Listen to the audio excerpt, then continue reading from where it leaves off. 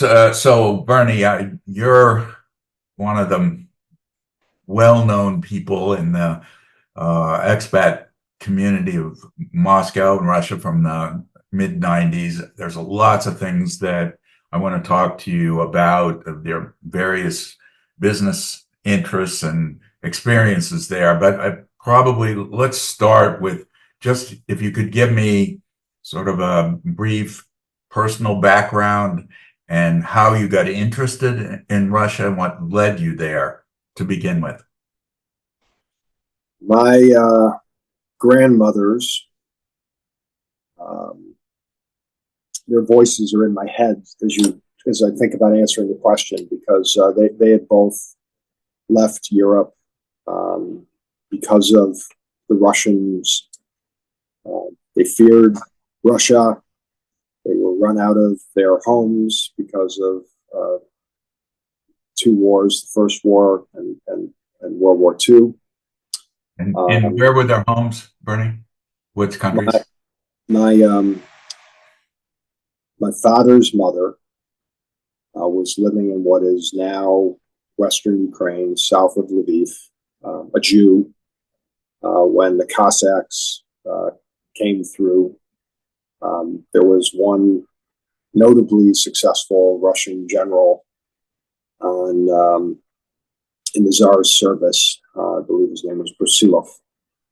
And he had two invasions that went through the Jewish lands of Western Ukraine.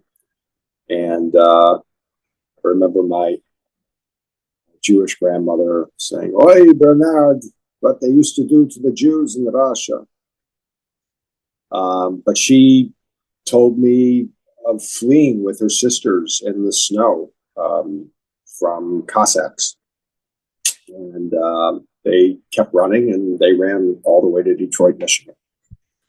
And my mother's mother was a Karelian Finn. So when the Red Army invaded Finland in late 1939, as part of Stalin's understanding with Hitler about zones of influence, my Finnish family was in harm's way. Unlike my Jewish grandmother, my Finnish grandmother, if we are to believe the stories, she did not run. She fought with a rifle.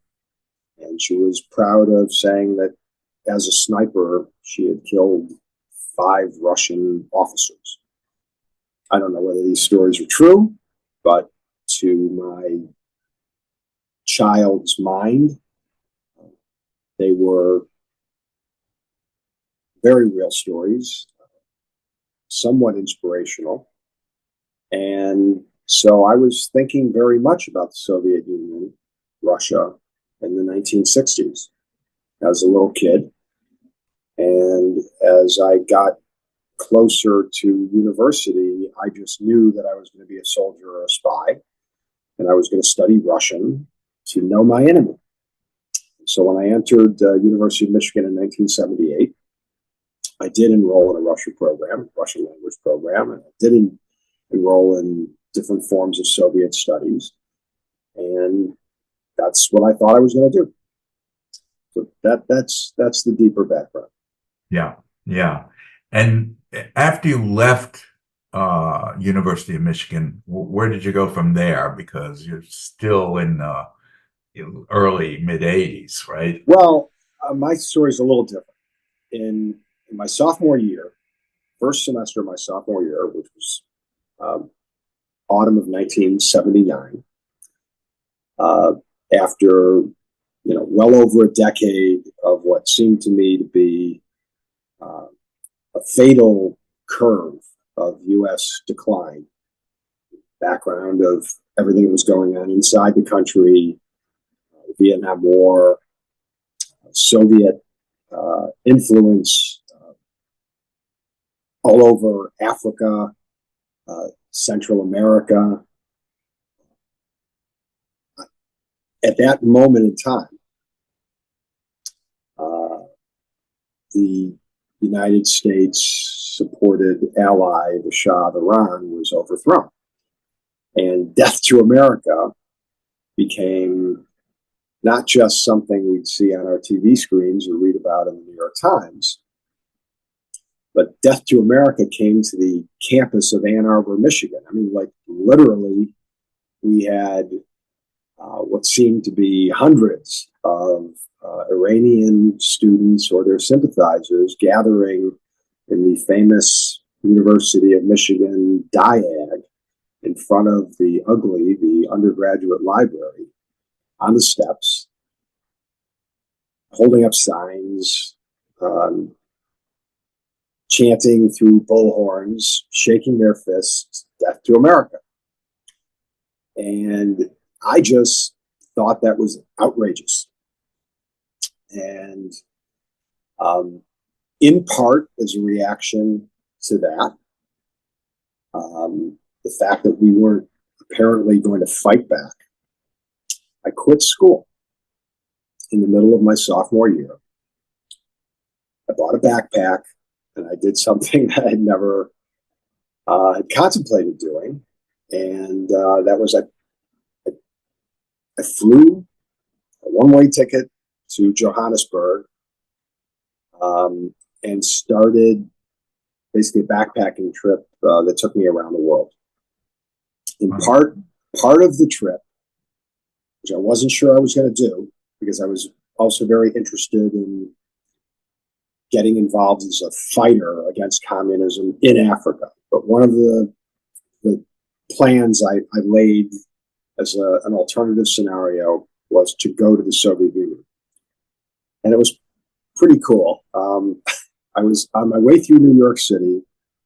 I met a man at a place called Anniversary Tours, and I left him $3,000 in cash. Anniversary Tours was an authorized representative of Soviet interest.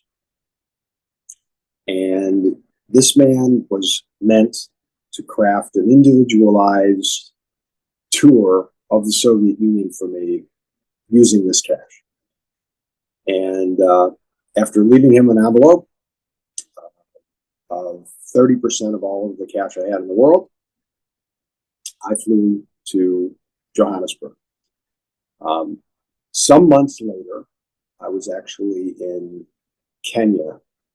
I got a telegram at the Kenya General Post Office, Nairobi General Post Office, with the word that this gentleman had actually delivered, and that if I showed up at the port of Athens, Piraeus, in late May, I could go to the Soviet Union. I had a full month trip laid on, which would start with a boat ride from Piraeus to Odessa. And from Odessa, I'd fly to Moscow. I would join a tour group that would cover Central Asia, places like Dushanbe and Samarkand. And then after a visit to Leningrad, back to Moscow, I would go on the Trans-Siberian train all the way from Moscow to Nakhodka. And in fact, I made that trip. I made it in late May for a month, just before the 1980s Moscow Olympics. I was one of the very few Americans in the country. We were asked not to be in the country by the U.S. government. But I wasn't listening to anybody about much of anything then. And I went and had my first experience in Russia at that time. Wow. Wow. And what followed that? I was surprised and really confused by what I saw in Russia. Maybe I shouldn't have been, but this was the Soviet Union at the height of its power. There was a Soviet army in Afghanistan. The Russians, as mentioned earlier, their influence was felt in Central America, all over Africa. They were hosting the Olympics. They had shined up Moscow to a blinding gleam. So I just couldn't understand how this incredibly powerful country that was on such a roll just couldn't feed itself properly. I was a one-man army marching on my stomach, and I couldn't get a decent meal with my hard currency, with this special tour that had been laid on for me and, you know, managed by the government itself, except of course in Tbilisi. My 2 or 3 days in Tbilisi were a wonderful respite from scarcity. Food I remember was very good in Tbilisi in June 1980. And the interactions that I had with people were, people seemed to be almost pathetically curious about me, intensely interested in what was going on in the world outside.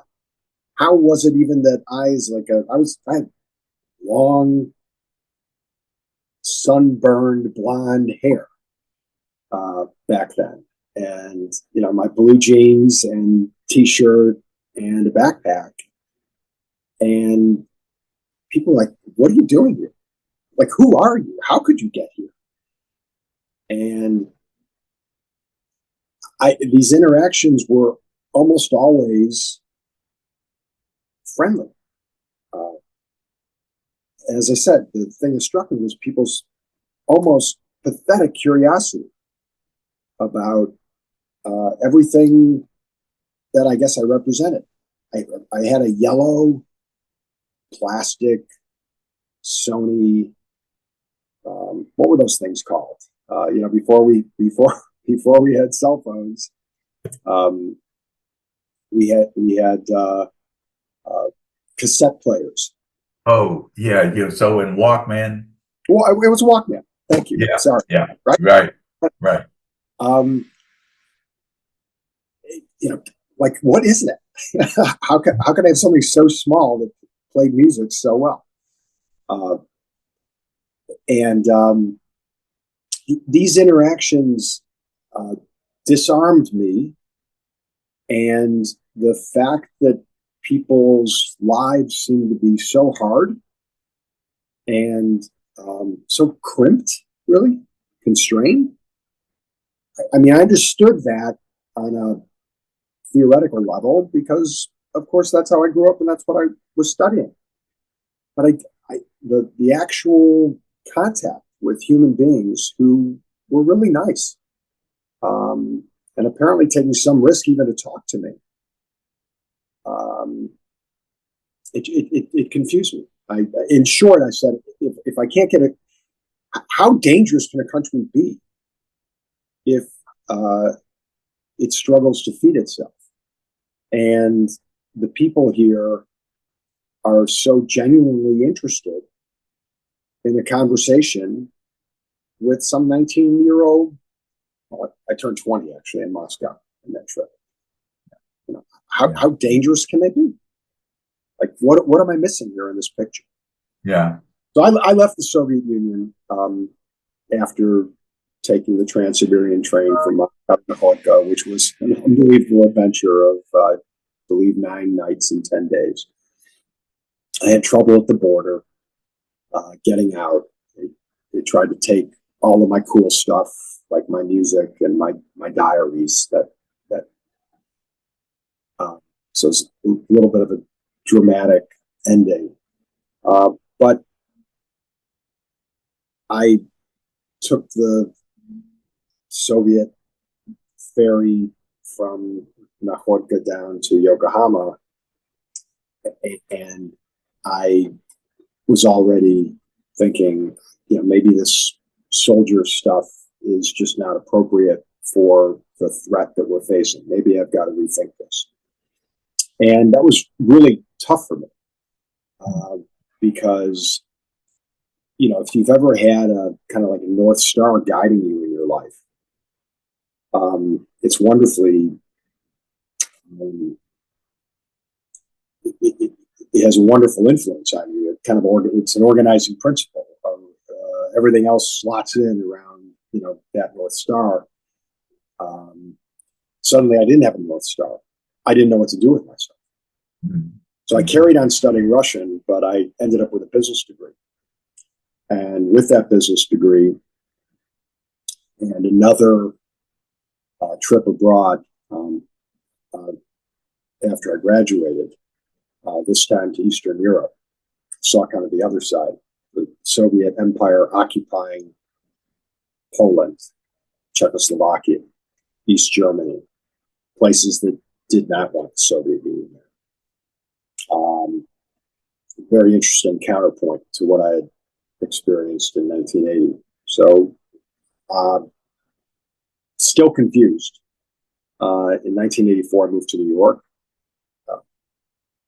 and really stumbled unwittingly with no ambition or real understanding whatsoever what Wall Street was. I started working in Wall Street in 1984. And while Wall Street became my life, I still started every day thinking about what was going on in the Soviet Union. I would read first the New York Times or the Wall Street Journal and look for articles about Russia or the Soviet Union before moving on to my real work. And this was also a time where we had a great number of mostly Russian Jewish emigres or Ukrainian Jewish emigres working as taxi drivers in New York City. So I could practice every couple of days a little bit of taxi cab Russian. And when the Soviet Union entered its final phase after the fall of the Berlin Wall, I was at Goldman Sachs. And I was at Goldman Sachs in London and in Tokyo. And this idea had just gotten into my head that the greatest miracle of our time was happening.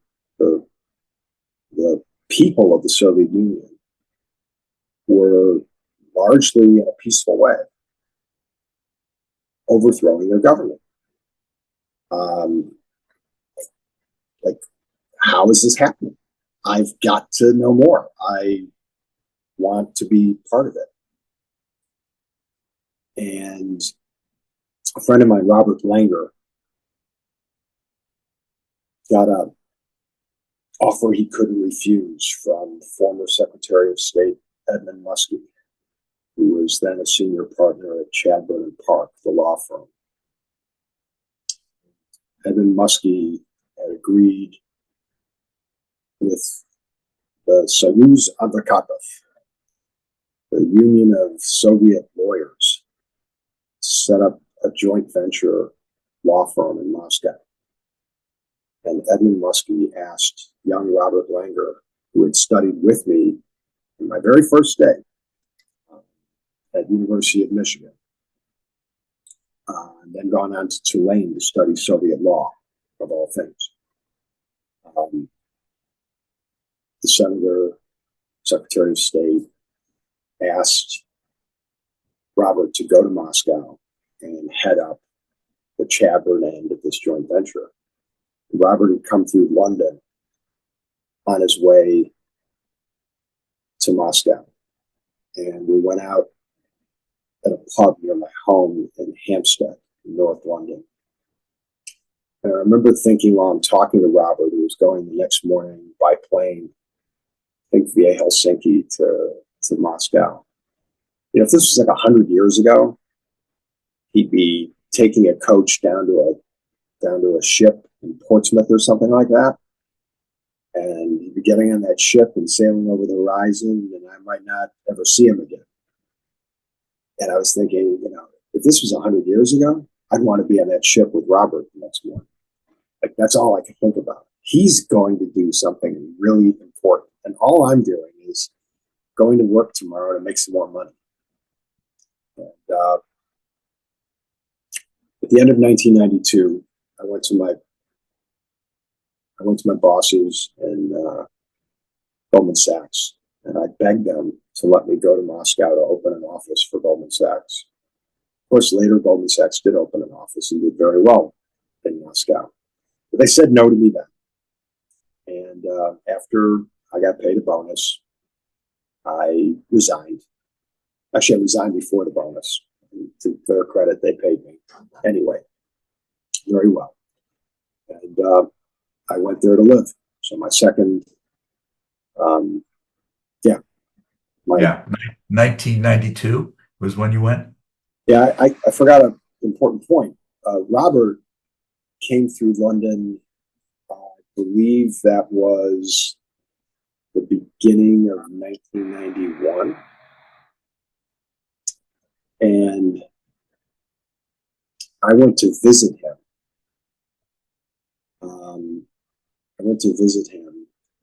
In Moscow. In Moscow, just before the coup against Gorbachev. So I had gotten a second view of the Soviet Union after my 1980 experience. That was in August of 1991. Just, I think it was a week and a half before the coup against Gorbachev.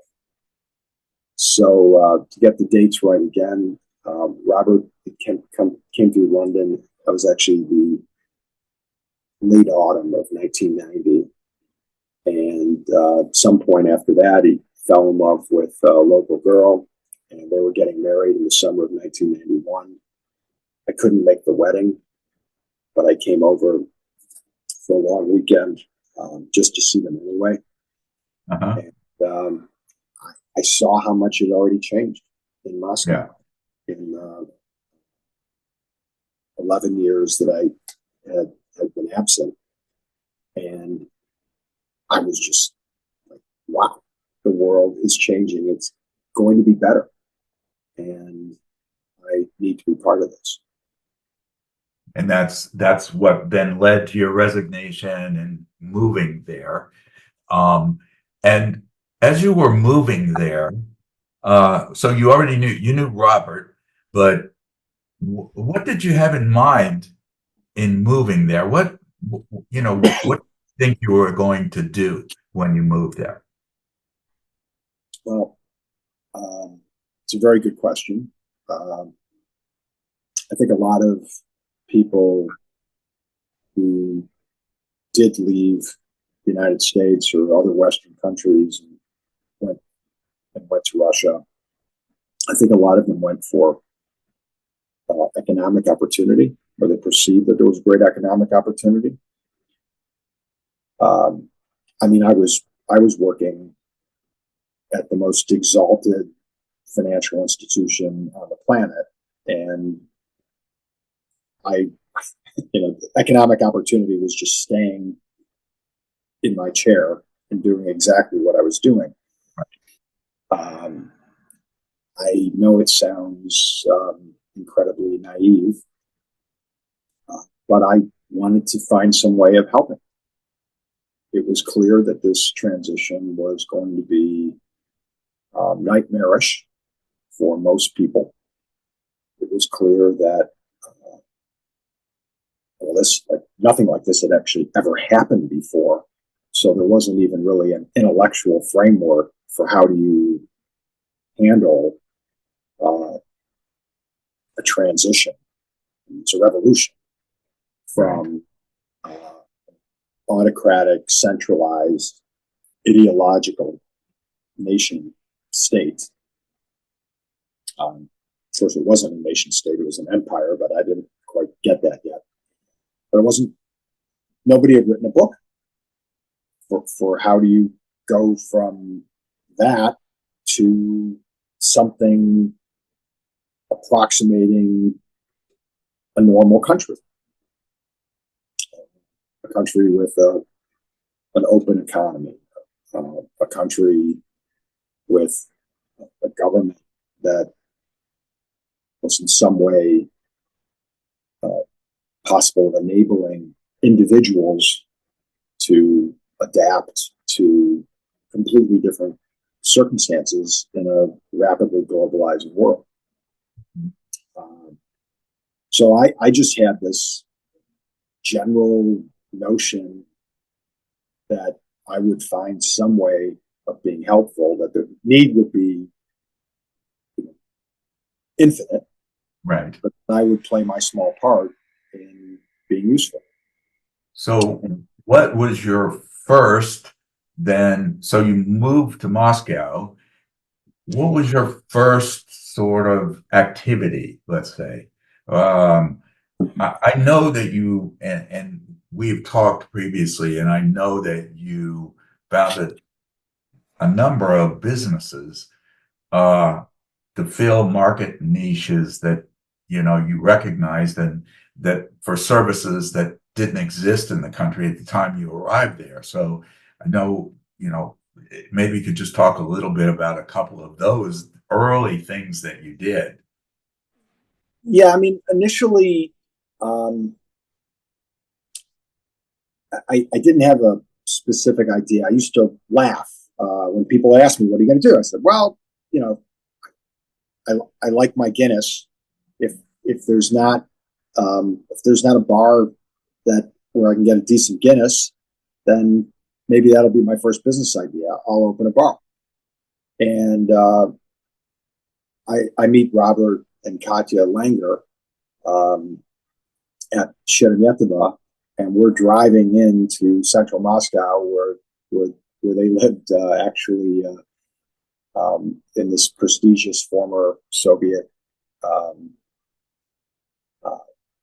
nomenclatura building in central Moscow.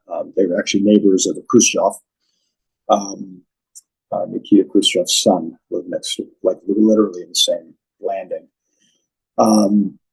And it's the first thing we were talking about is, like, what are we going to do tonight? And I joked about my love of beer, and they said, well, there's 2 new Irish pubs have opened this year. And I was like, well, there goes that business idea. I mean, somebody's already on it. But I did enjoy those pubs. And in fact, I was in a place called Rosie O'Grady's almost every night, throwing darts, drinking Guinness, until very late, until they closed us most nights, which was about 2 a.m. And 2 a.m, not always wanting to go back to the Langer's place and find my spot on the floor where I was sleeping. We looked for food, and there was no food available in Moscow at that time of the morning. And very quickly, I got it in my head that we need a 24/7 restaurant in Moscow for people like me. And to me, that meant a dollar. And so in the first weeks of being in Moscow, I was already thinking about what became the Starlight Diner. Later, after actually starting other businesses, I ended up joining with finding a group of guys to get together who actually knew how to build a restaurant.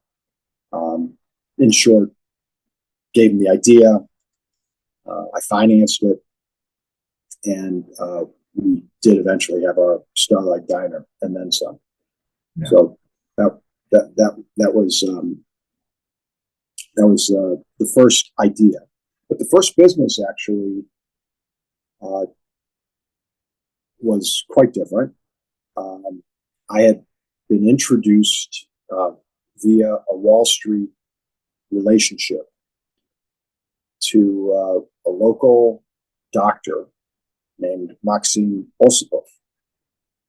And Maxim's childhood friend, who emigrated, gone on to work for a famous hedge fund in New York City, met with me before I left Goldman Sachs, hearing that I was actually quitting the firm and going to Russia. And he said to me, "You're going to meet a lot of people, but if you meet this one individual who's my childhood friend, I promise you, you will find in him a character that you can trust and a person who will be helpful to you. A lot of people will not have your best interests at heart, but I pledge to you that my friend Maxime will always look after you." So with that very powerful recommendation, in my first few days in Moscow, I dialed the phone number that I had written on this piece of paper and introduced myself to Maxim Osipov. We met actually the first time at a cafe in the Patriarch's Pond area of central Moscow. I'm bringing that up because for people who were in Moscow in those days, they'll remember that there was a place called Cafe Iced. And Cafe Iced in those days was run by a Caucasian mafia. I didn't know that when I suggested to Maxim Osipov that we meet there. But it was obvious in short order that we were sitting in a place with a lot of guys with guns. And I believe it was 3 days later that the cafe was machine gunned and bombed.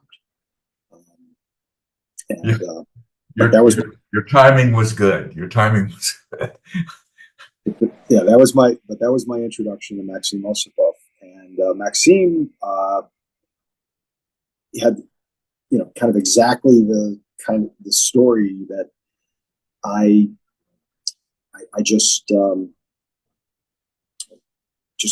loved, respected. He's the kind of person I wanted to help. Maxim was a doctor, and he had left Russia a few years earlier to study and work in San Francisco. And while he was in San Francisco, his homeland changed profoundly. And Maxime, who had every opportunity to stay in the United States as a doctor, he had a pretty comfortable life building that he was building. He decided that he would go back to Russia. And when I asked him why, he said, "I'm a doctor. My country's sick. This is my place." And Maxim had an idea. And his idea was that the doctors in Russia had not had the benefit of real, updated, useful, practically useful medical information for some years because of the poverty. So Maxime had observed that from the mid-'80s, the Soviet medical publishing industry had basically been starved of money and had not been keeping up with the latest medical advances within the country, let alone what was going on outside of it. So while he was in San Francisco, he authored a book with an American co-author on his specialty, which is echocardiography.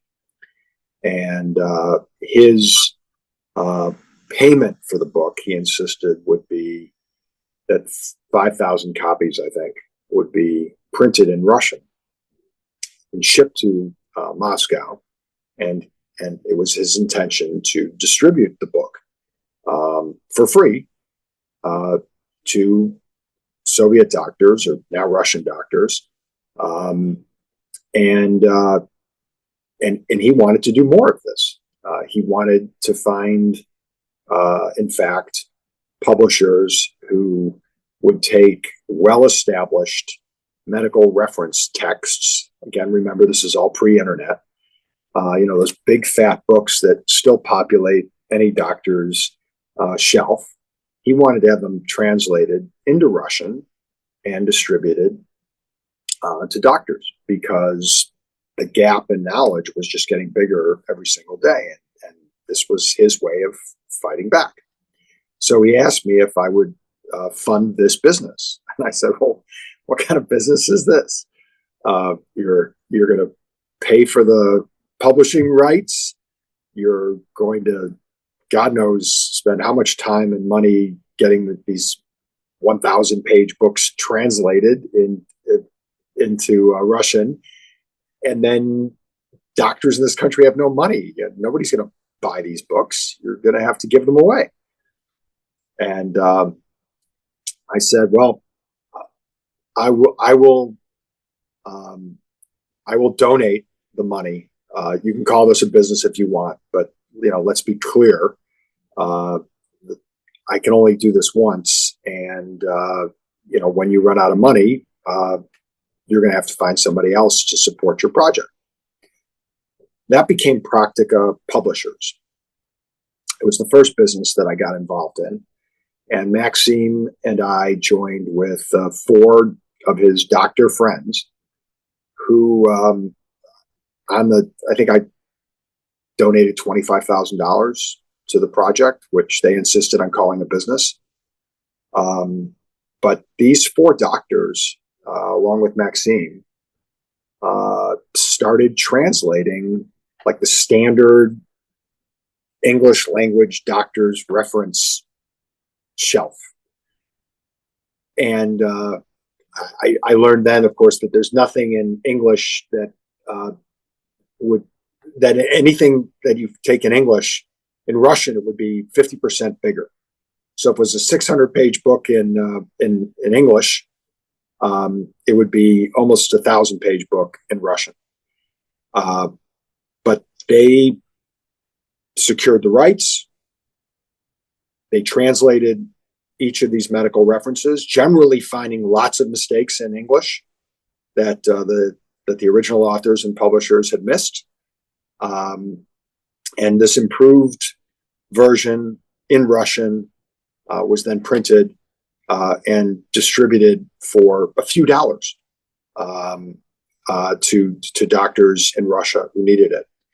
Of course, this business was going nowhere until they actually prevailed upon large new Russian corporations to start sponsoring these books. And Practica Publishers is alive today.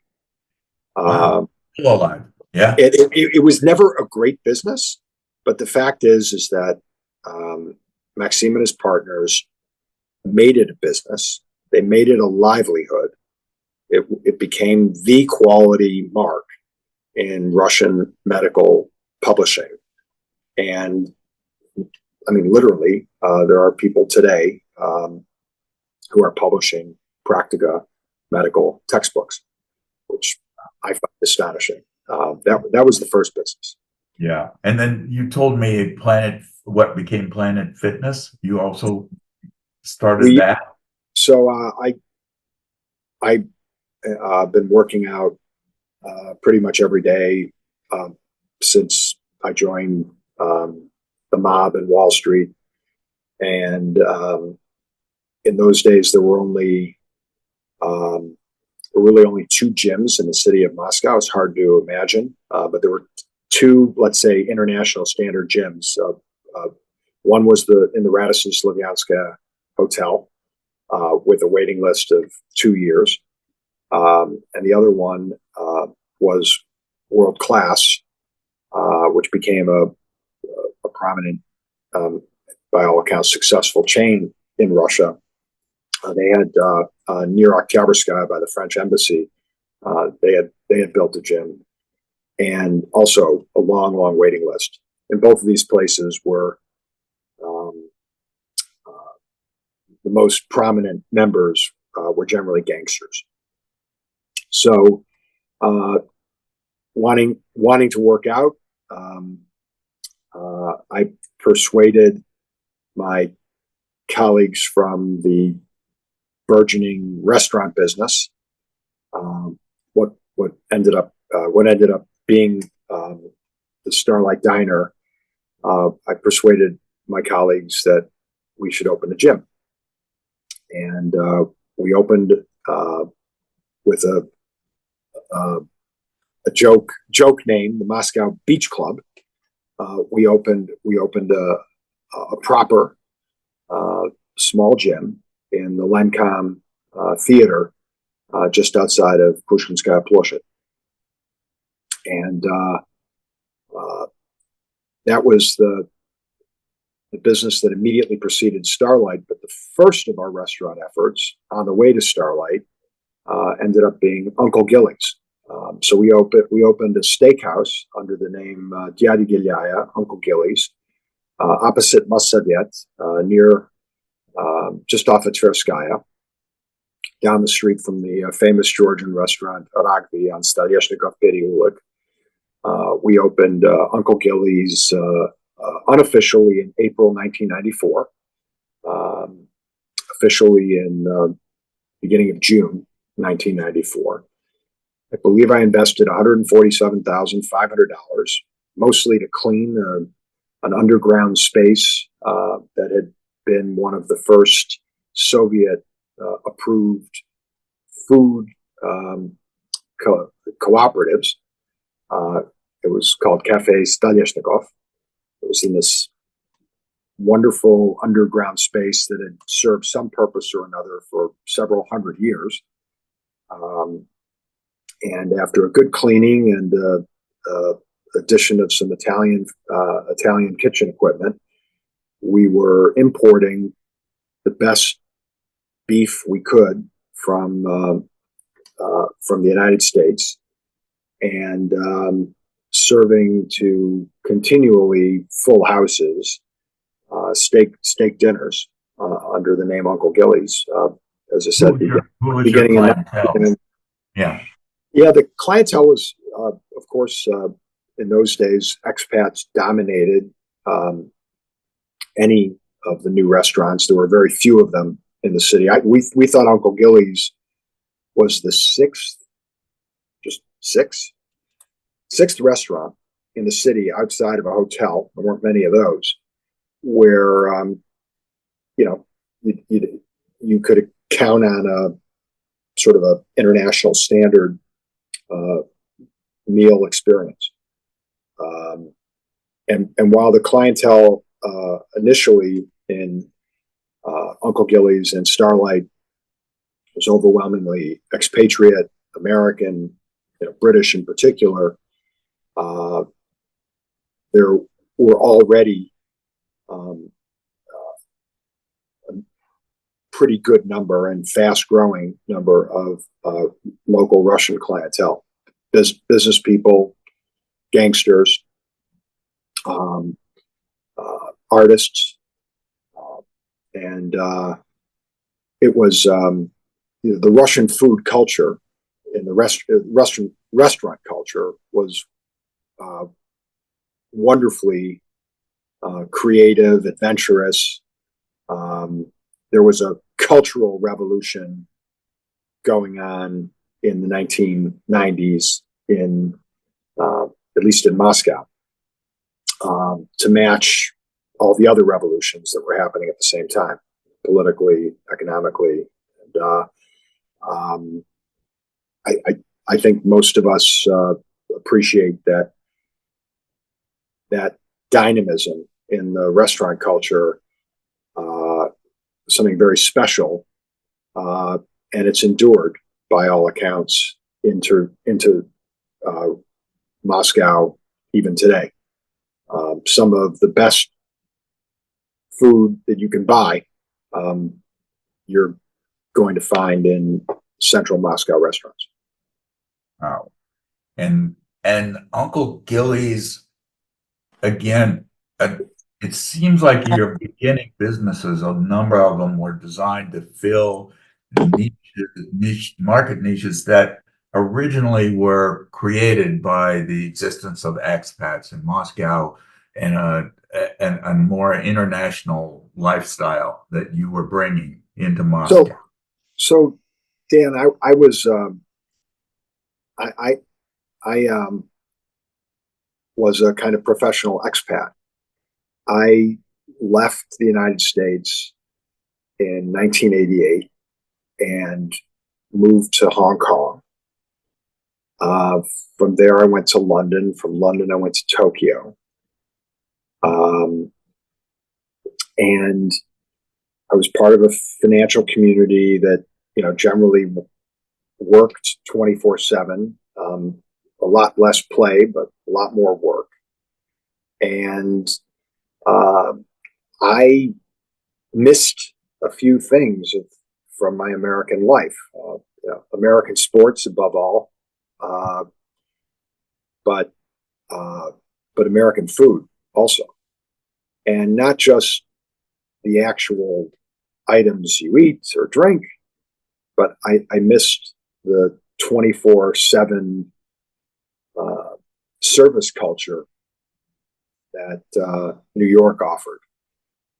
And by the time I got to Moscow, having lived in 3 foreign capitals, I understood that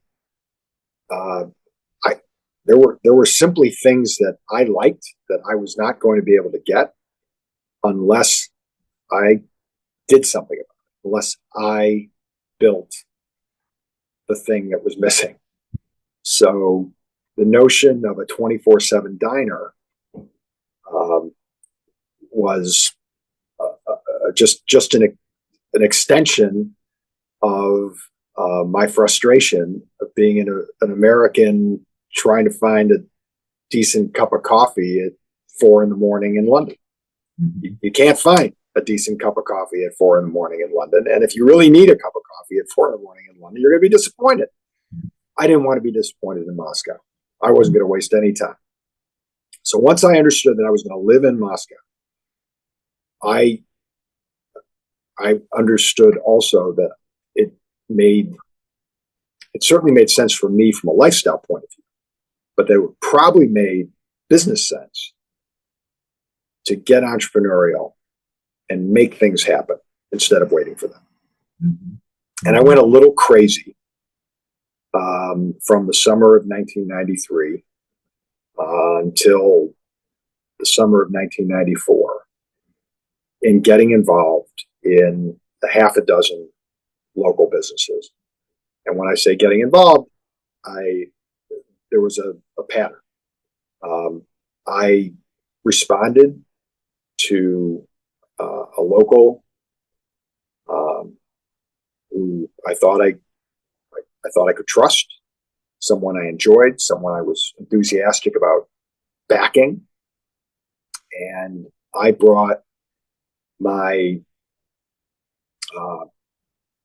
most important thing, I brought my money because there was no capital available for most people with good ideas in Moscow in 1993. But I had $1 million bonus from Goldman Sachs, and I had 9 years of Wall Street experience. I had experience in different cultures and living in different environments around the world. And I was, above all, I was an optimist. This to me was an inflection point in history. Even if it was objectively awful for the people who were living through it and who didn't have blue American passports to go in or go out at will and at their pleasure, I was confident that 10 years forward, the world was going to be a better place, that Russia was going to be a better place. And so I was willing to take the risk, make the bet, and do the work. I knew just the faith of a religious zealot that we were on the path to a better world. And my money was essential, but my superpower was that optimism. Mm-hmm. Mm-hmm. And you found like-minded people that you worked with, and you just mentioned that this Starlight was a group of you, and I assume that was the same group around Uncle Guilly's. And I mean, do you want to say anything about that group? Or Yeah, sure. So yeah, the initial connection I actually made unwittingly in 1991 when I was visiting with Robert and Katya in the summer, in August of 1991. We went to a new, no, not new. The Penta Hotel, I believe, was put up at the time of the 1980 Olympics. But we went to the German owned Penta Hotel on Olimpijski Prospekt for a Sunday brunch. This was one of the signs to me, of course, given what I told you earlier about not being able to find a decent meal in the Soviet Union in 1980. The fact that we could go to an all-you-could-eat Sunday brunch and it was good. Breakfast, lunch, and dinner all rolled into one. Just keep eating until you can't eat anymore. But the guy who was responsible for that Sunday brunch at the Penta was Dominic Berwick. And we had a nice chat at the Penta. That was he was the manager, food and beverage manager, or some other officer of the company there. And when I went back to live in Moscow and I got it in my head that we had to do a diner, I sought out Dominic. And I said, look, I have this idea. I have this money. I can't build or operate a restaurant. And Dominic said, well, this is a great idea. I'd love to be part of it. But there's a couple of other guys that I think you should meet.